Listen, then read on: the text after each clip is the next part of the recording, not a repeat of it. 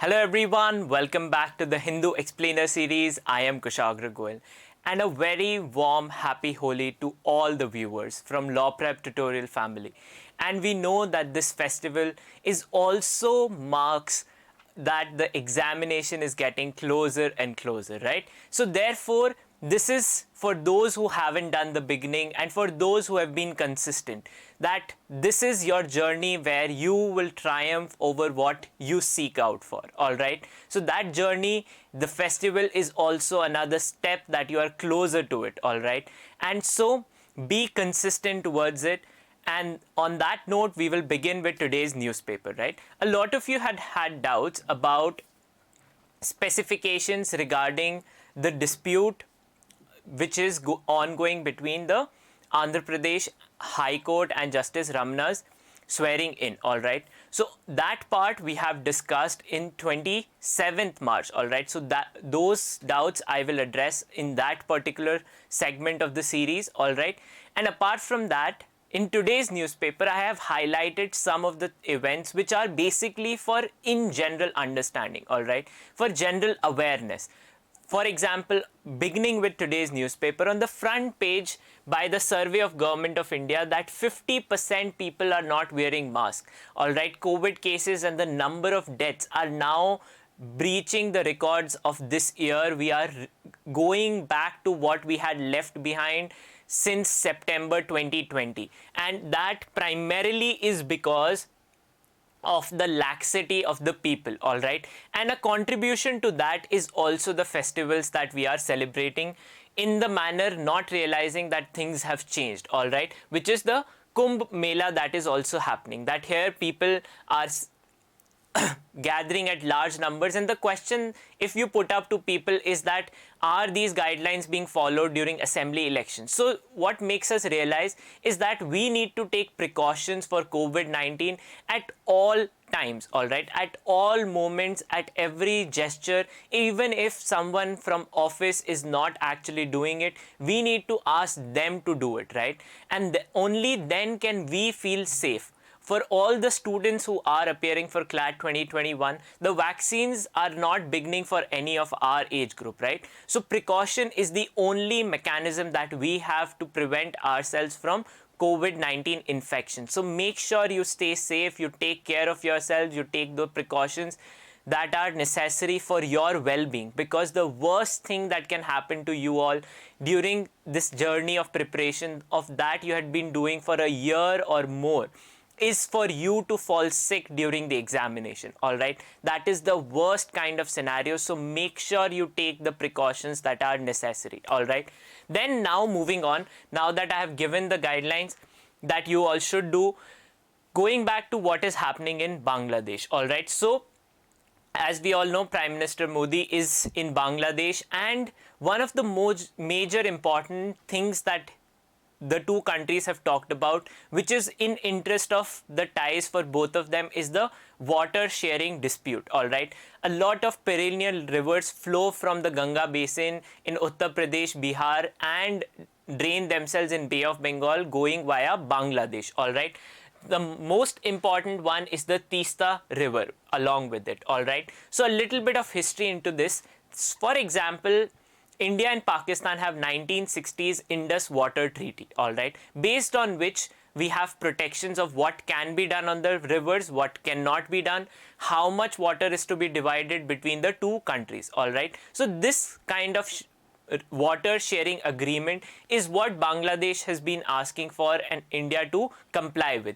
A draft of this agreement has been ready since 2011 but has not been implemented. All right, so that is the first thing.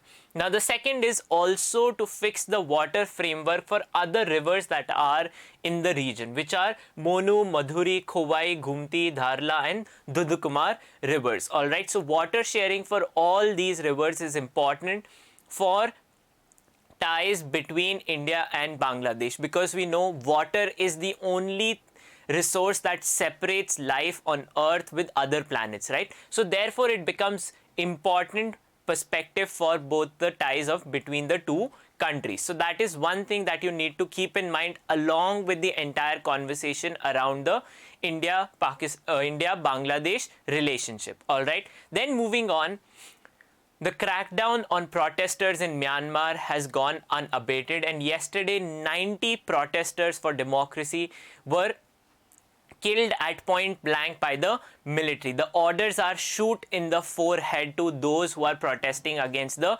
military's takeover of the government there. Alright. And yesterday was the annual Armed Forces Day of Myanmar, and it is at this time that protests took place and 90 people along with the child were shot dead by the armed forces. Alright. The attacks have been criticized by certain governments across the globe. Alright.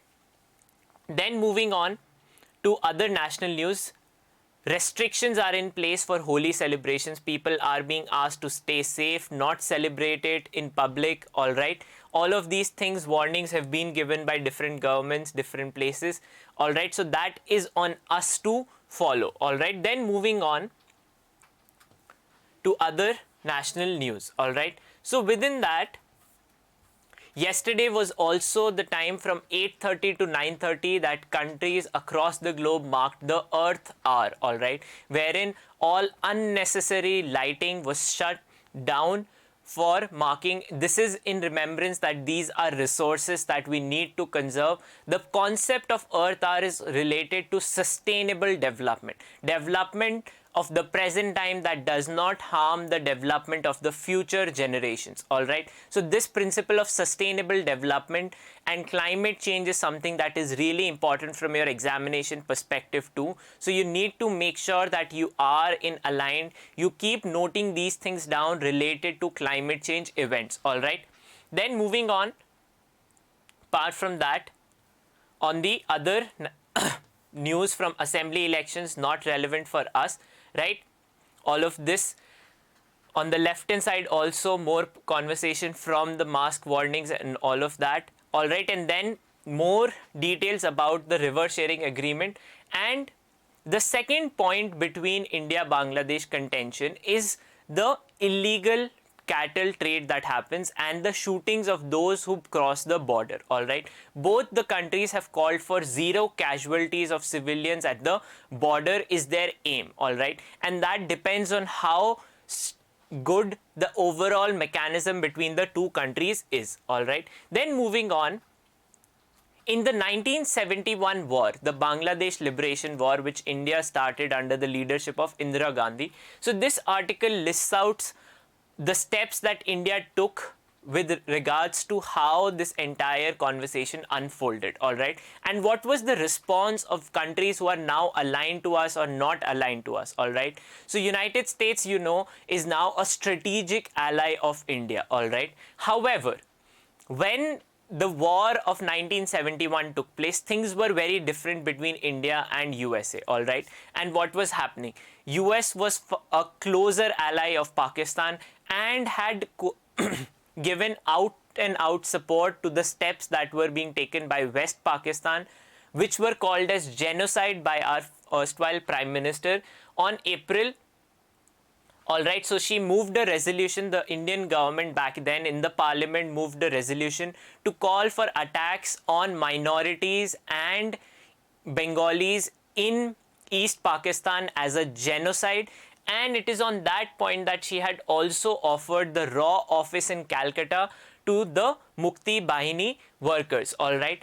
And along with this, along with the steps, former Prime Minister Indira Gandhi also got into a treaty with Soviet Union. What was that treaty? It was the Peace and Cooperation Treaty that was signed between USSR and India. Under this, she got support from USSR to liberate Bangladesh, but the condition was that no front will be opened on the western side of or West Pakistan. All right. The response to India moving towards, so what did the treaty do for India's relationship? One, it did dent our non-alignment policy. Our first Prime Minister Jawaharlal Nehru's external affairs policy was non-alignment. That is, we will not ally with either of the superpowers. But in 1971, based on compulsions that we had, Prime Minister Indira Gandhi did move towards the Soviet side, and she signed the Friendship Treaty.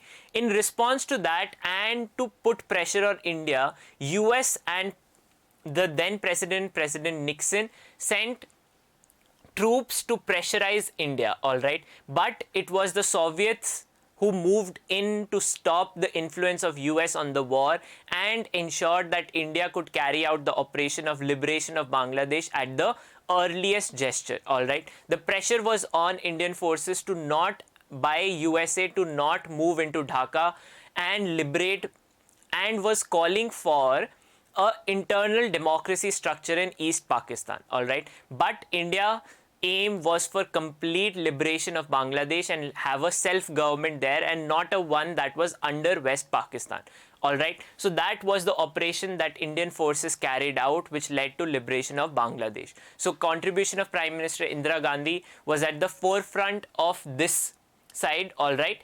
And it is this article that lists out the US response to, all right? There is a book also mentioned in this article, 1971, A Global History of the Creation of Bangladesh, all right, by Srinath Raghavan, which lists out the documents which talk about the US policy on Bangladesh liberation, which is policy towards Pakistan, the 7th Fleet, which was sent in Bay of Bengal to deter the Indian forces from advancing towards Dhaka, all right? And what were the other options? That to end the war, establish an autonomous government in East Pakistan, give control of aid and food shipments and military equipment to West Pakistan. So you can see that how things change in diplomacy over time. That now India and US are far closer allies. Pakistan is a closer ally of China now, and how things change over time in diplomacy, all right? So this lists out our, and the Operation Searchlight was the one under which violence was carried out, all right? So that is also another thing you can note,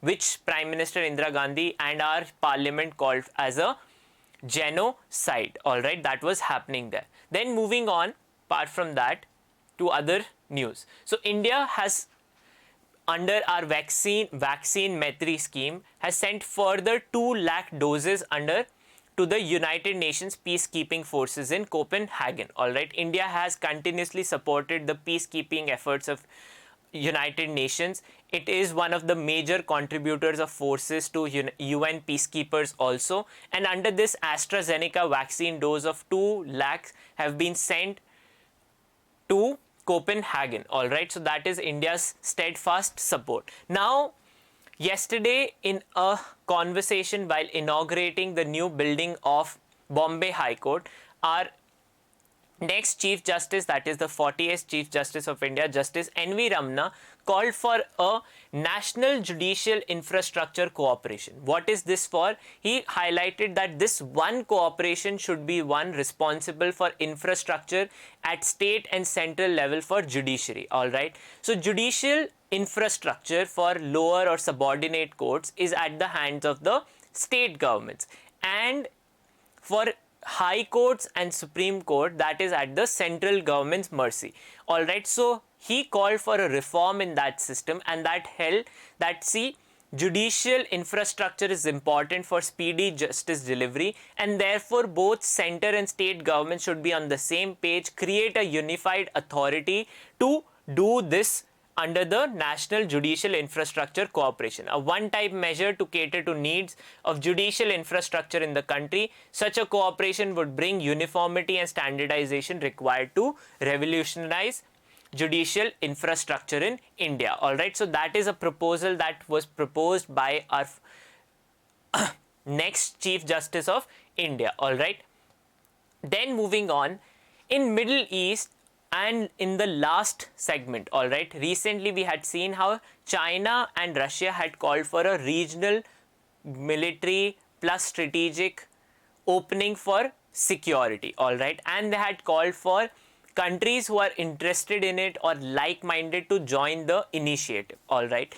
Along with this, in the meantime, as relationship between Iran and the Western countries have strained over the nuclear pact, the JCPOA, China has moved closer and closer to Iran in the same time period. Iran's largest trade partner is China.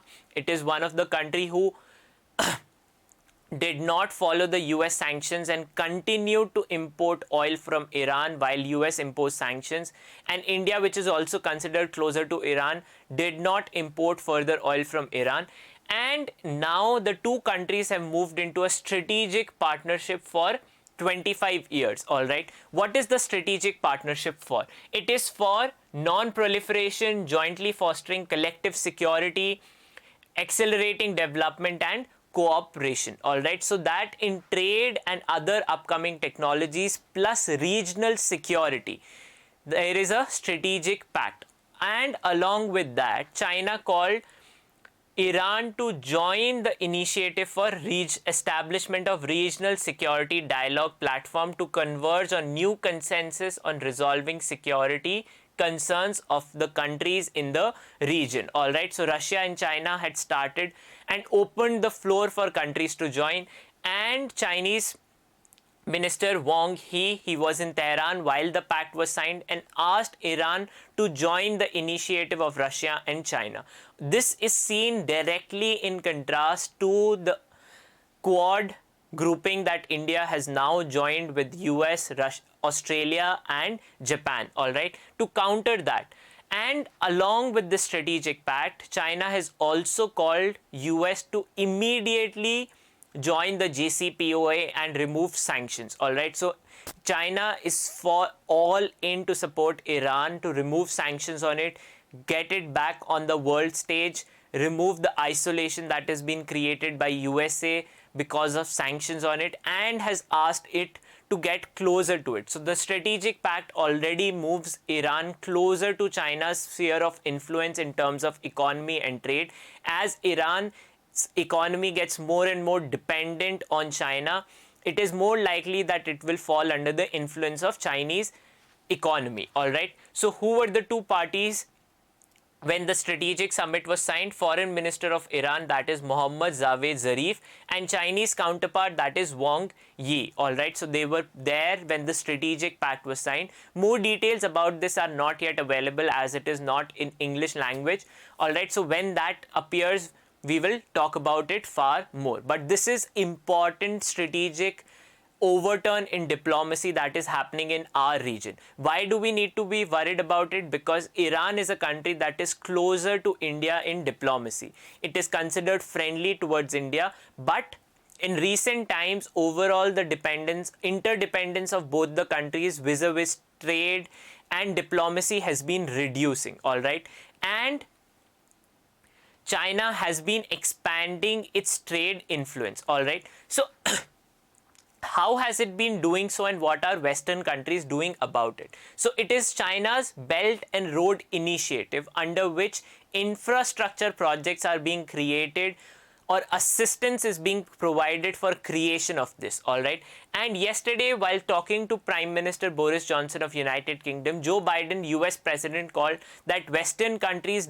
democracies need to come up with an alternative of BRI to provide to countries who need assistance for infrastructure creation. That if we do not have an alternative, countries are more likely to fall for the trap of Chinese BRI initiative. All right, so that is, these conversations are going on as Western countries now collectively see China as a competition to their influence. All right, and this is also part of this conflict that is ongoing, sanctions that are being imposed on different officials of each country. All of this is part of the game for influence of world economy. All right, and then Joe Biden has called for a summit of 40 countries on April 22 and 23rd for climate action. All right, and prior to the summit, John Kerry, who is the envoy for climate change in the US administration now, will be visiting India for this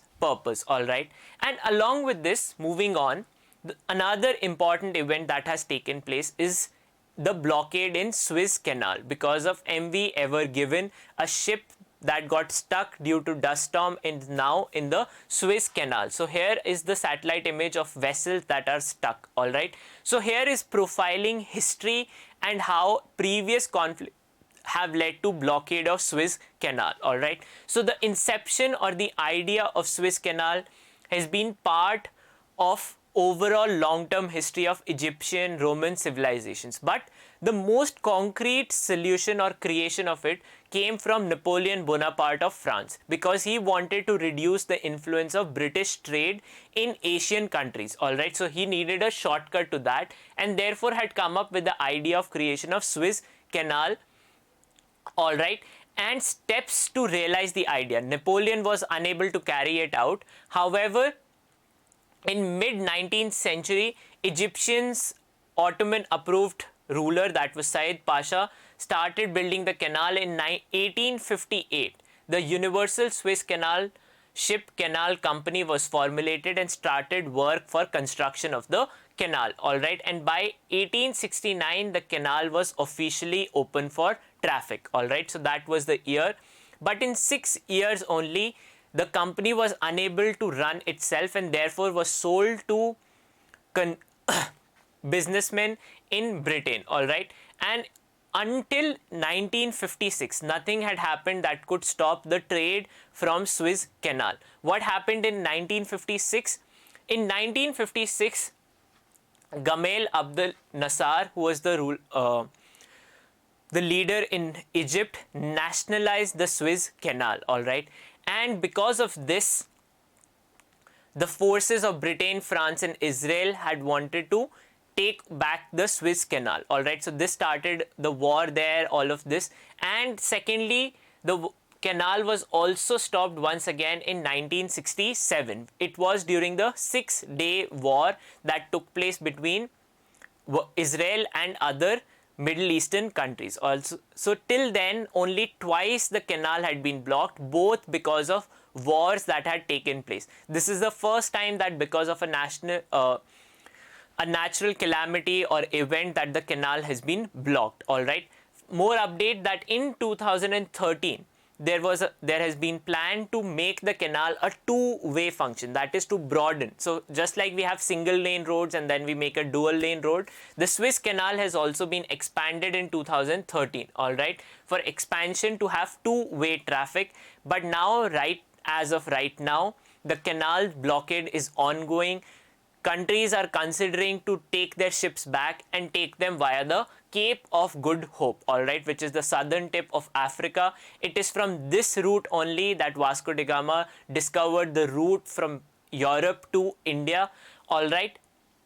And therefore, the Suez Canal is important to cut short the sea time period of cargo from Europe and Atlantic Ocean to the Indian Ocean. Alright, so that is why the Suez Canal is really important. This is the history of it. There are two conflicts that happened because of which the canal was stopped. 1956, when the canal was nationalized and Egypt's take over canal was reaffirmed, and then during the 6-day war in 1967. Alright, so two events when it happened. The Suez Canal is important for Egypt's trade economy also.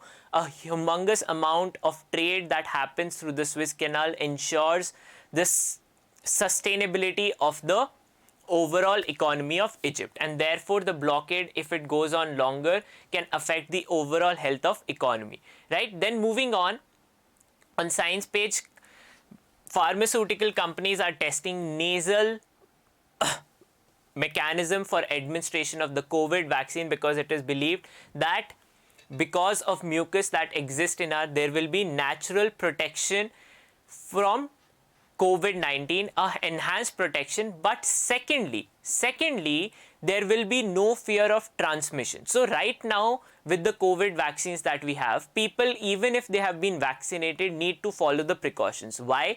Because there is still a risk that they can spread the disease to someone. They may themselves not get severe COVID-19, but can spread it to others. So in order to not only prevent people from having the disease, but also to protect further transmission of it, it is important for more development in the COVID-19 vaccines. Alright, then moving on the Q&A. So on the left hand side, we have the Afghan end game. So this is about what are the conversations happening regarding Afghan peace process. So three proposals are in light. First one is the US peace plan that is mandated under United Nations. We have already discussed it, who are the parties in it. Under United Nations mandate, countries who are invited to this conversation: Russia, US, China, Iran, India, Pakistan. All right. This conversation is proposed to take place in the first week of April. All right. Apart from this, the second is the Triokia Plus, that is US, China, Russia plus Pakistan. And along with that, further, the conversation that took place in Moscow, we discussed this also. All right. That how Turkey, Qatar, Afghan government and Taliban were also invited to this Triokia. In response to this, the Afghan government and the foreign minister who visited India stated that it was a mistake to not have India in the Triokia conversation. Alright. So what has the Afghan government proposed, which is the third plan, is that the regional conversation can only be successful when a democratic solution is thought through.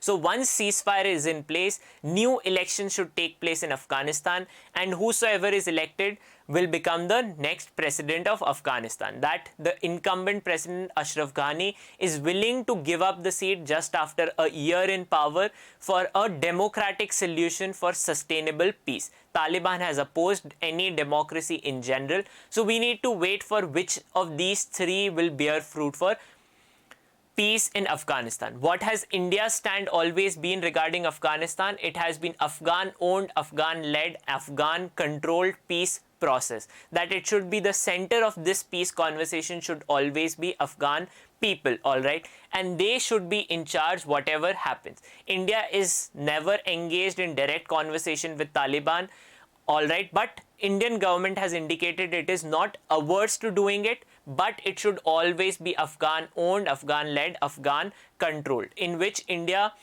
realizes and has marked that it has a stakeholder in Afghan peace process because of regional security purposes, and there a stand that has been recognized by the current democratic government of Afghanistan too. So we need to wait. We have discussed all these three proposals, what is there, alright. So we need to wait which one bears fruit, alright, because the deadline for withdrawal of troops from US as per Doha agreement is May 1. Whether that is followed or not, all of that will be revealed soon, right? Then moving on, Permanent Commission for Women in Army. This is in response to the judgment that Justice Chandrachud delivered, alright, in Lieutenant Colonel Nitisha versus Union of India. What was problematic? What was arbitrary and non-rational as per Article 14? It was the subjective ACR under which women candidates were supposed to undergo in comparison to their male counterparts. This was held to be arbitrary and non-rational differentiation between men and women.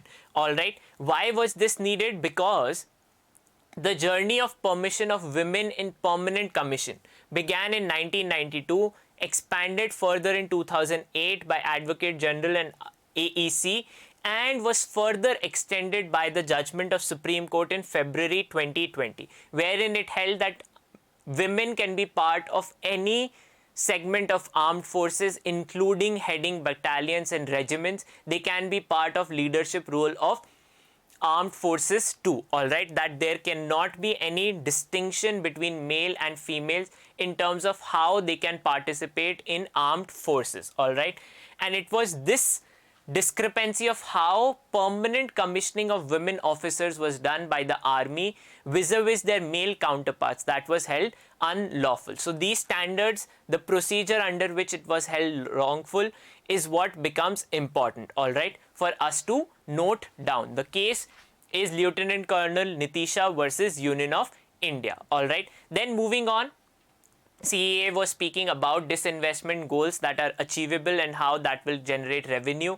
The review of inflation targeting is on March 31st. So we will be discussing that once that is done, what the RBI and the panel decides on that point. Apart from that, on the sporting front, 2 more gold medals in the World Cup shooting range, alright, under the categories rapid fire pistols and 25-meter mixed rapid fire pistol, alright. So in these 2 categories, gold medal for India, and then the final ODI takes place today. So that is it for the day.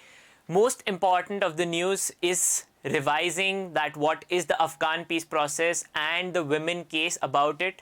about permanent commissioning and how it affects Article 14. All right. Along with this, we discussed today the conflict between India Bangladesh about river sharing and infrastructure of judiciary. All right. So those two are policy proposals. The other two are permanent things that we need to know. All right. So on that note, I will conclude for the day. Once again, take care of yourselves in light of rising COVID cases. It is very important to take care of yourselves and take the precautions.